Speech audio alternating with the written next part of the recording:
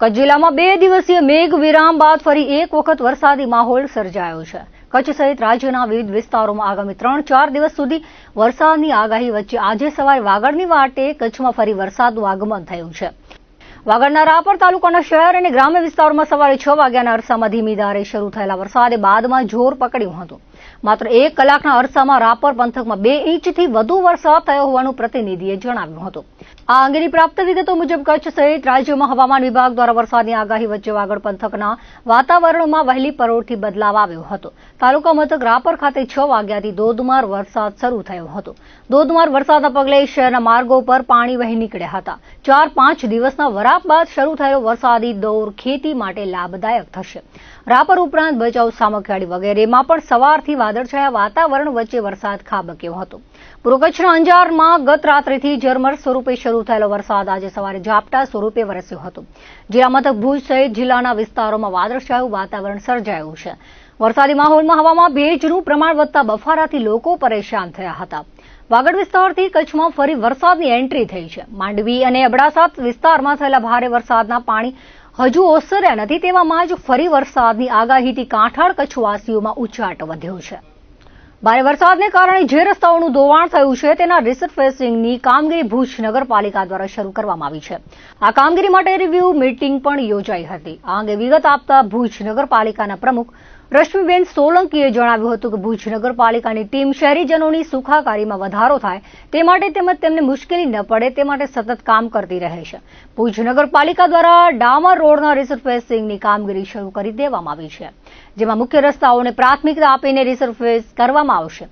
આ ઉપરાંત એક રિવ્યુ મીટિંગ સીસી રોડના રસ્તાઓના પેચવર્કની કામગીરી માટે બોલાવવામાં આવી હતી, જેમાં ચર્ચાઓને અંતે આ કામ પણ આગામી સમયમાં શરૂ કરી દેવામાં આવશે। ભુજ નગરપાલિકાના હોદ્દેદારો તેમજ સૌ સાથી નગરસેવકો કામગીરીની દેખરેખ રાખી રહ્યા છે। કચ્છ જિલ્લામાં છેલ્લા કેટલાક દિવસથી પડેલા ભારે વરસાદ બાદ પાણીજન્ય અને મચ્છરજન્ય રોગો ફેલાય એવી સંભાવના રહેલી હોય છે, જેથી સાવચેતીના ભાગરૂપે કચ્છ જિલ્લા પંચાયત આરોગ્ય શાખા દ્વારા યુદ્ધના ધોરણે કામગીરી કરવામાં આવી રહી છે। કચ્છ જિલ્લામાં ભારે વરસાદ બાદ રોગ અટકાયતી પગલાં માટે આરોગ્ય વિભાગ દ્વારા 350થી વધુ ટીમો બનાવવામાં આવી છે। જિલ્લા કલેક્ટર અમિત અરોરાની સૂચના મુજબ મુખ્ય જિલ્લા આરોગ્ય અધિકારી ડોક્ટર રવિન્દ્ર ફુલમાલીના દિશા નિર્દેશ અનુસાર દરેક તાલુકામાં તાલુકા આરોગ્ય અધિકારીને ફરજ સોંપવામાં આવી છે। આરોગ્ય વિભાગ દ્વારા medical officer, community health officer, sanitary inspector સહિત મલ્ટીપર્પઝ હેલ્થ વર્કર્સને ચોક્કસ જવાબદારી સોંપી પૂરજોશમાં તબીબી કામગીરી કરવા જણાવવામાં આવ્યું છે। શહેરી અને ગ્રામ્ય વિસ્તારોમાં આરોગ્ય કર્મીઓ દ્વારા ઘરે ઘરે જઈને પાણીની તપાસ કરવામાં આવે છે। આ ઉપરાંત પાણી ભરાયા હોય તેવા પાત્રો, ટાયર વગેરેનો નાશ કરીને મચ્છરજન્ય રોગચાળાને ડામવા સલાહ સૂચન આપવામાં આવી રહ્યું છે। કચ્છ જિલ્લામાં આરોગ્ય વિભાગના તમામ પ્રાથમિક આરોગ્ય કેન્દ્રો અને સબ સેન્ટરનો સ્ટાફ વિવિધ ગામડાઓની મુલાકાત લઈને નાગરિકોને આરોગ્યલક્ષી સૂચનાઓ આપીને ગામના પીવાના પાણીના ટાંકામાં યોગ્ય ક્લોરિનેશન થાય તે બાબતને સુનિશ્ચિત કરી રહ્યું છે। આ ઉપરાંત પાણી સુપર ક્લોરિનેટેડ કર્યા બાદ ઉકાળીને પીવાથી પાણીજન્ય રોગચાળાને ફેલાતો અટકાવી શકાય છે, તેમ નાગરિકોને સલાહ આપવામાં આવી રહી છે। પાણી ભરાયેલા ખાડા, ખાબોચિયા અને અસરગ્રસ્ત વિસ્તારોમાં ડાયફ્લોન્ઝો દવાઓના છંટકાવથી એન્ટી લાર્વલ એક્ટિવિટીને યુદ્ધના ધોરણે કરવામાં આવી રહી છે। ભારે વરસાદથી અસરગ્રસ્ત તાલુકાઓ જેમ કે માંડવી, મુન્દ્રા, અબડાસા અને લખપતમાં વિશેષ અભિયાન અંતર્ગત સર્વેલન્સની કામગીરી કરીને નાગરિકોને સારવાર આપવામાં આવી રહી છે। લોકોને સામાન્ય તાવ આવે તો પણ નજીકના પ્રાથમિક આરોગ્ય કેન્દ્ર, સામૂહિક આરોગ્ય કેન્દ્ર, સબ સેન્ટર, સબ ડિસ્ટ્રિક્ટ હોસ્પિટલ અને જિલ્લા સરકારી હોસ્પિટલમાં તપાસ કરાવવા જરૂરી માર્ગદર્શન આપવામાં આવી રહ્યું છે।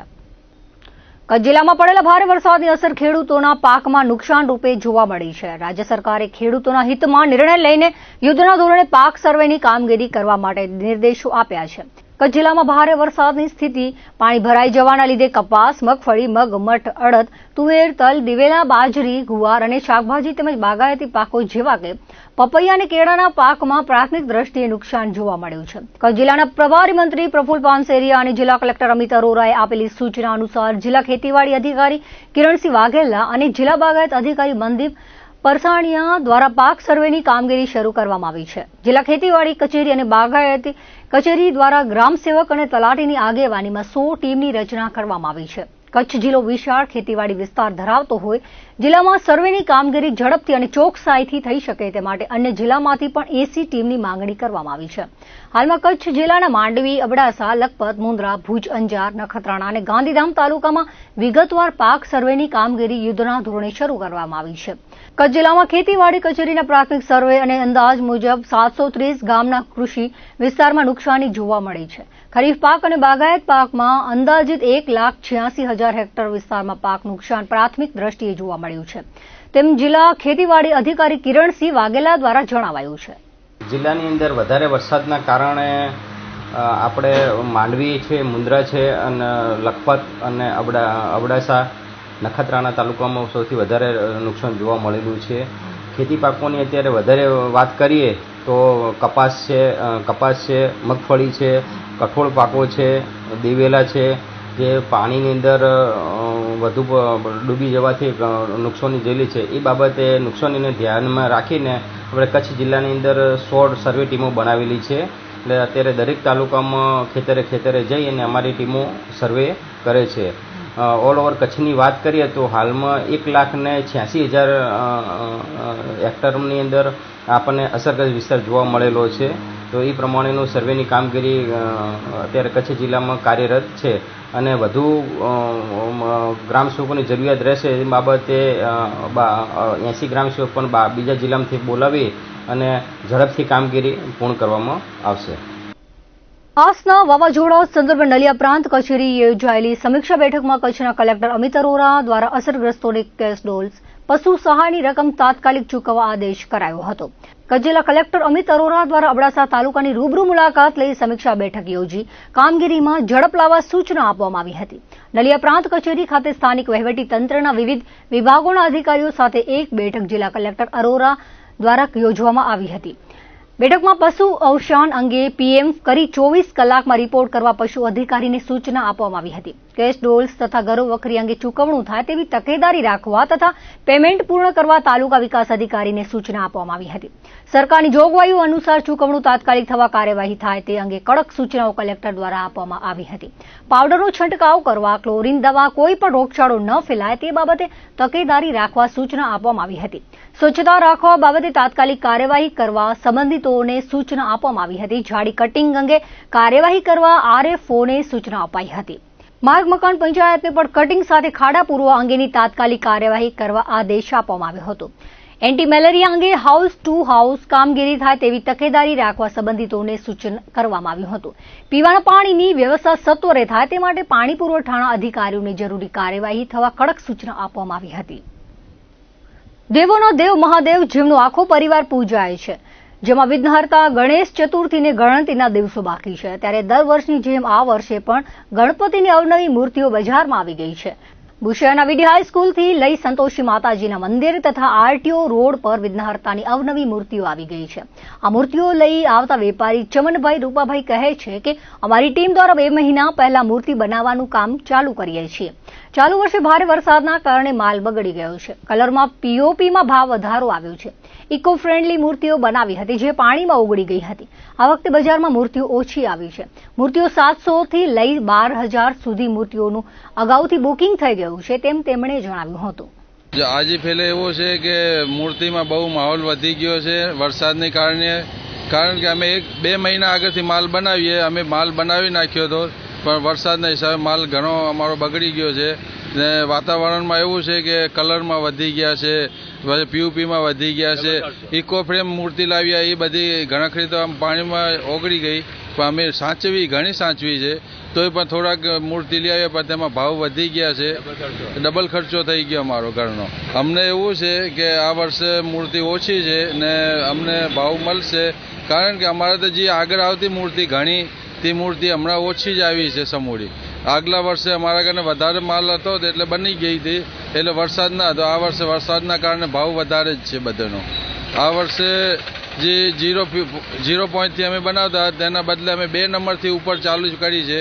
તો 2 નંબરના છે એ 651 વાળી છે, 751 વાળી છે, પછી અમારે 1551 વાળી છે. 1500થી કરીને આપણે 11-12 હજાર સુધીની વેચાણમાં છે, 5 ફૂટ 6 ફૂટ સુધી. આ વર્ષે તો મૂર્તિમાં શું બધી પૂરી બુકિંગ થઈ ગઈ છે આગળથી. ભુજના પારેશ્વર ચોક ખાતે આવેલા રામેશ્વર મહાદેવ મંદિરે શ્રાવણ માસ નિમિત્તે ધાર્મિક કાર્યક્રમોનું આયોજન કરવામાં આવ્યું હતું. શ્રાવણ માસના દર સોમવારે સંગીતમય મહાઆરતી યોજાઈ હતી, ત્યારે અંતિમ સોમવારના મોઢ બ્રાહ્મણ જ્ઞાતિ દ્વારા મહાઆરતીનો બહોળી સંખ્યામાં ભક્તોએ લાભ લીધો હતો. પૌરાણિક રામેશ્વર મહાદેવ મંદિરે શ્રાવણ માસ દરમિયાન શિવ ભક્તોએ ભગવાન ભોળાનાથના દર્શન કરીને ધન્યતા અનુભવી હતી. ધાર્મિક કાર્યક્રમમાં જ્ઞાતિના યુવાનો નિસ્વાર્થ ભાવે સેવા આપી હતી. અમારા જ્ઞાતિના રામેશ્વર મહાદેવનું જે પૌરાણિક મંદિર જ્યાં આવેલું પારેશ્વર ચોક જૂનું સ્વામિનારાયણ મંદિરની સામે, એમાં અમારી જ્ઞાતિ દ્વારા આ શ્રાવણ મહિનામાં, પવિત્ર શ્રાવણ મહિનામાં 5 સોમવારના મહાઆરતીનું ખૂબ સારી રીતે આયોજન કરવામાં આવ્યું હતું. એમાં અમારા જ્ઞાતિના બધા જ જે વગાડનારા છે એ જ સેવા આપી રહ્યા છે. અત્યારે રાજુભાઈ આ પૂજારી એને બધા ખૂબ સારી રીતે સેવા આપી રહ્યા છે. આ પવિત્ર શ્રાવણ મહિનામાં ખૂબ જ મોટી સંખ્યામાં જ્ઞાતિજનો તેમજ બહારના જે રામેશ્વર મહાદેવમાં આસ્થાના હરિભક્તો ખૂબ જ સારી રીતે લાભ લીધો હતો અને ખૂબ સારી રીતે આ શ્રાવણ મહિનામાં મહાઆરતીનું આયોજન મોઢ બ્રાહ્મણ જ્ઞાતિ દ્વારા કરવામાં આવેલું હતું અને મોઢ બ્રાહ્મણના છોકરાઓ જ્ઞાતિના નિઃશુલ્ક સેવા આપી હતી. દર્શક મિત્રો, હતા ત્યાર સુધીના કચ્છ ઉદય ટીવી ન્યૂઝ. ફરી મળીશું નવા સમાચારો સાથે, નવી અપડેટ સાથે. ત્યાં સુધી મને રજા આપશો. નમસ્કાર.